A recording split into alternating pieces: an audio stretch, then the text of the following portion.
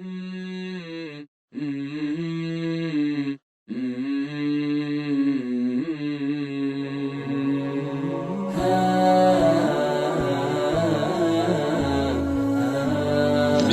الرحمن الرحیم۔ زندگی سے لطف اٹھائیے۔ سبق نمبر 50۔ استاد بننے کی کوشش مت کریں۔ دوسرا حصہ۔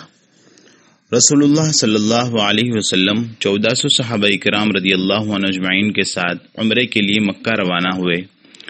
قریش نے مسلمانوں کو مکہ میں داخل ہونے سے روک دیا۔ اس سلسلے میں حدیبیہ کے واقعات مشہور ہیں۔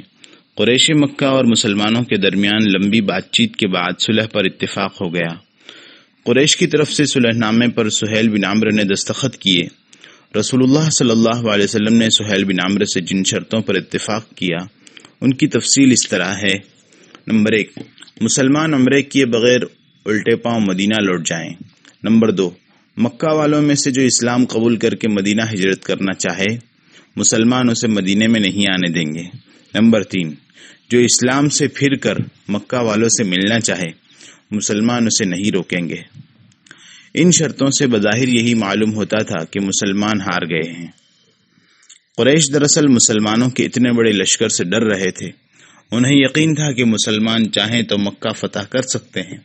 یہی سوچ کر قریش نے مجبوراً صلح کی طرف قدم بڑھایا تھا۔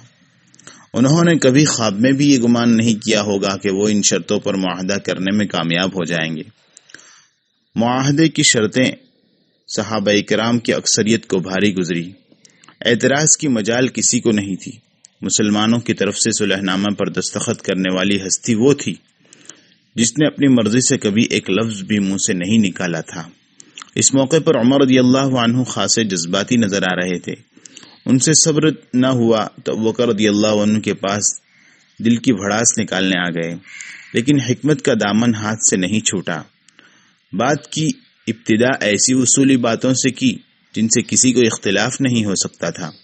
پہلا سوال یہ پوچھا، ابوبکر کیا یہ اللہ کے رسول نہیں؟ ابوبکر رضی اللہ عنہ نے اطمینان سے جواب دیا، بالکل ہیں۔ کیا ہم مسلمان نہیں؟ کیوں نہیں؟ کیا وہ لوگ مشرک نہیں؟ بالکل مشرک ہیں۔ کیا ہم حق پر نہیں؟ کیوں نہیں، ہم حق پر ہیں۔ کیا وہ لوگ باطل پر نہیں؟ بالکل وہ باطل پر ہیں۔ ابوبکر رضی اللہ عنہ نہایت بردباری سے جواب دیے جا رہے تھے۔ پھر ہم اپنے دین کے معاملے میں گھٹیا چیز کو کیوں قبول کریں؟ ابوبکر رضی اللہ عنہ نے جواب دیا، عمر کیا وہ اللہ کے رسول نہیں؟ عمر رضی اللہ عنہ نے جواب دیا، بالکل ہیں۔ پھر ان کا دامن تھامے رہیے۔ ابوبکر رضی اللہ عنہ نے اس کی تاکید کی۔ عمر رضی اللہ عنہ بولے، میں بھی گواہی دیتا ہوں کہ وہ اللہ کے رسول ہیں۔ یہ کہہ کر عمر رضی اللہ عنہ چل دیے۔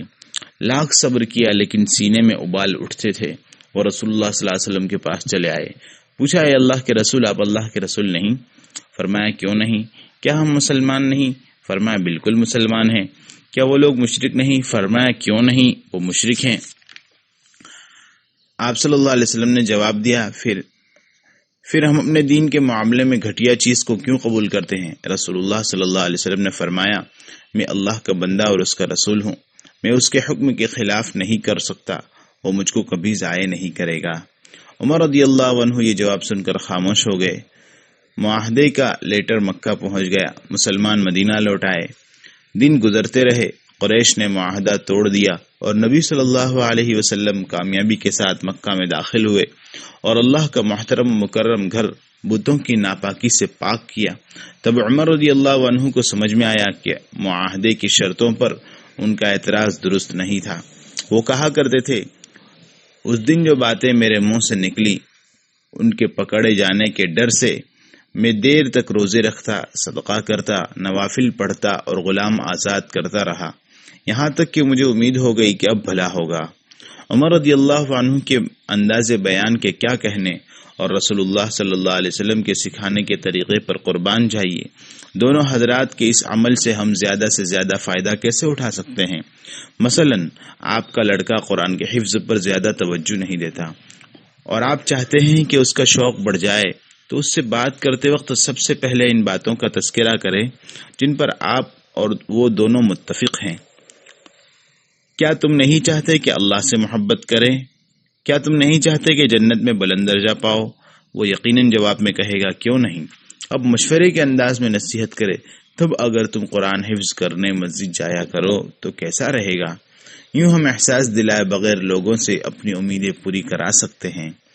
روشنی کی کرن یہ ہے کہ مکھیوں کا چھتا توڑے بغیر آپ شہد کھا سکتے ہیں۔